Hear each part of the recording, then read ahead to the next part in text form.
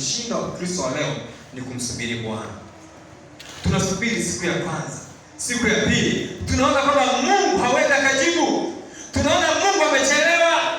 Ninaona Mungu amechelewa. Ninaona Mungu hawezi shida hii. Ninaona Mungu hawezi akatenda hili. Na kigeuka kuiendea njia yangu.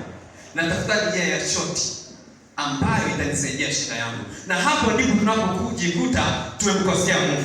Hapo ndipo tunapojikuta tumemwasi Mungu. Hapo ndipo tunapomfanya Mungu anakaa mbali na sisi. Hapo ndipo tunapomfanya Mungu anatazama kama watu tuliowaasi mbele ya uso wake. Tunaingia katika ghadhabu yake. Bwana asifiwe sifa. Amen.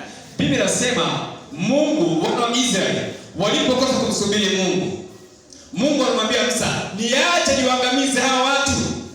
Kwa sababu wakosa kusubira, niache niangamize hawa watu. Wewe Musa, nitakuinua. Musa, nitakufanya taifa kubwa.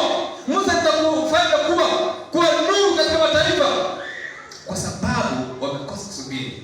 Mungu anakuambia subira, na wakaiendea ibada sanamu. Wakamtafuta Mungu mwingine. Kama vile ambavyo unaweza kukosa subira ukawaona waganga ni wa maana zaidi.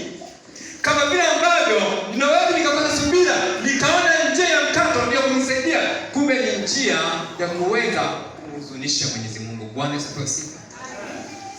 Wapendwa, Mungu anataka subira katika maisha yetu. Amina. Haijalishi ni wakati gani tunapita. Haijalishi ni wakati gani unapita. Haijalishi na maumivu gani. Haijalishi watu watakunenaje. Atu msubiri Bwana. Watu wasikufanye usimsubiri Bwana. Unajua kuna watu wanaweza kufanya usimsubiri Bwana.